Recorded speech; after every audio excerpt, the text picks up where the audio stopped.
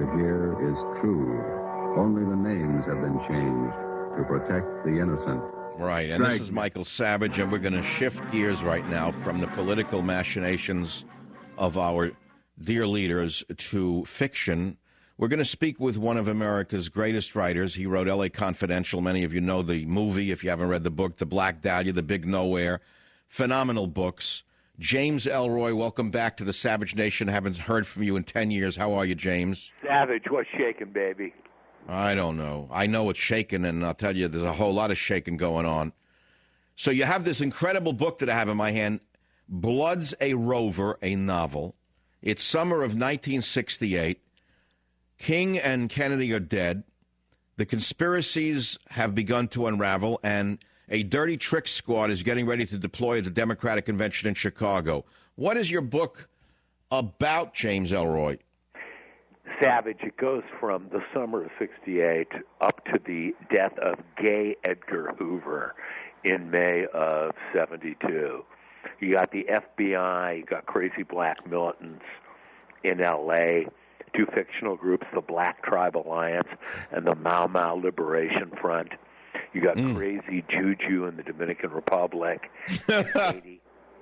You've got it all. It says that the life. I like the piece that goes with it. It says James Ellroy's novel, The Lives Collide in Pursuit of the Red Goddess Joan, and each of them will pay a dear and savage price to live history. It says other hallmarks of James Ellroy's works include dense plotting and a relentlessly pessimistic, albeit moral worldview. You and I share that, a relentlessly pessimistic, albeit moral worldview, James. I hate to drag you into the political sphere, but I know that you have said things that are worth repeating. You say America has to rule the world or someone worse than us will. Boy, do I agree with that one. Yeah, it's quite true, and all American presidents come to grips with that. Some of them quite nobly, like Ronald Reagan, others, let's not mention names, less so. And then you say, wait, James, and then you say, a capitalist economy has to prevail because massive social programs tend not to work. So apparently you don't have too many friends in West Hollywood. Pardon me? Apparently you don't have too many friends in West Hollywood. I don't have many friends in West Hollywood. You see, James, I can still get a laugh out of you. You know, you were on my show when I was a local host here in San Francisco. Way back in the beginning. You've gone on to such phenomenal things. Your books are awesome in that they're telegraphic. To me, they remind me of, in a certain way, and don't take it as an offense, Kerouacian in that regard. You cut through the fog with some staccato-like sentences. And I love the texture of the book because it reminds me of the seaminess of L.A., which I happen to like. I'm one of the few people who enjoys there's a seamy side of L.A. that I like. I think you revel in that. Play, come on vacation, go home on probation. So you're living in L.A. again. James, the last time you were on the show, you were living in Kansas, weren't you? I was living in Kansas City, but L.A. is where I come when I get divorced. Oh. Yeah, I read that. You fell in love with a Marxist bisexual, and it didn't work out. Pardon me? According to what I'm reading, it says you fell in love with a Marxist bisexual, and it didn't work out. Yeah, that's putting it mildly. And she dumped my ass, and I moved to L.A. You said she was a Marxist, I'm a Tory. She was atheist, I'm religious. She was bisexual, I'm straight. It was a very passionate, wild, all-encompassing thing, and it didn't work out. It didn't work out. You say it ended badly. I moved to L.A. She stayed in San Francisco. Savage, the woman changed my life, but the woman, whose name was Joan, and who was Jewish, there's the character Joan Klein in Blood's a Rover, has been slain in my memory by the goddess Erica. Mm-hmm. So there's a new woman now. There's a new woman, and she lives in L.A. Thank God. I have to drive 20 minutes to her pad. Thank God. What I intend to do.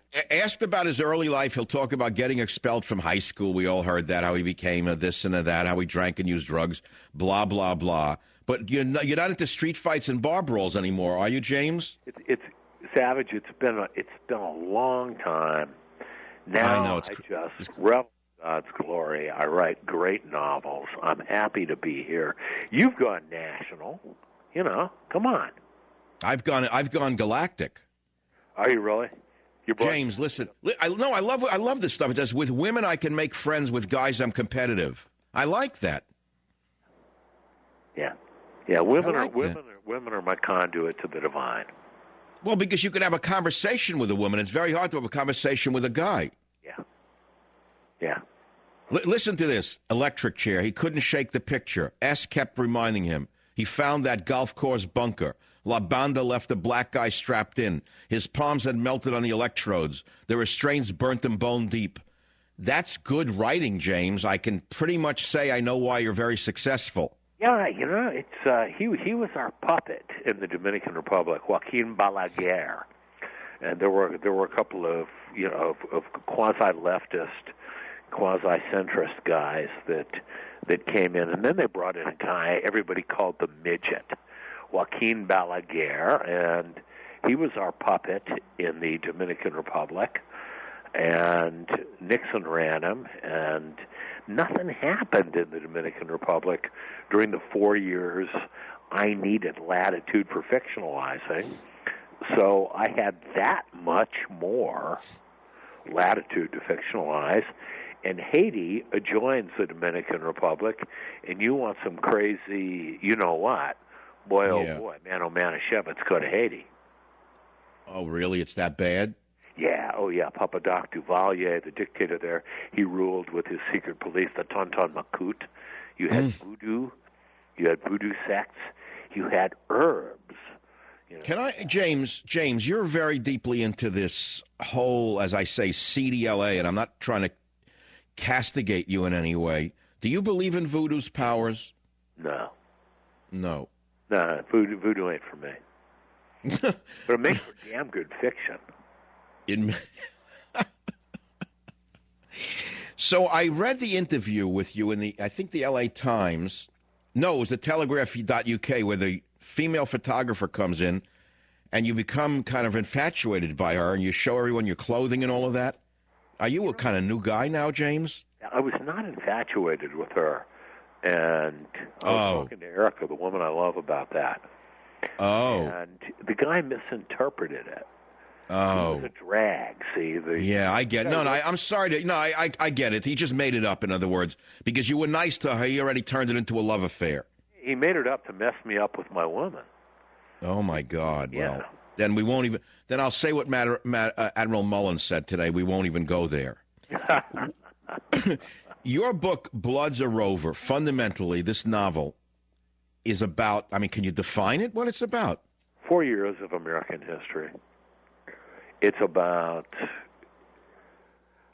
the war of ideals. It's about that. And, you're a few years older than me. We're about the same age.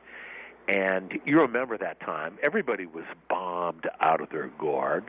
Yes.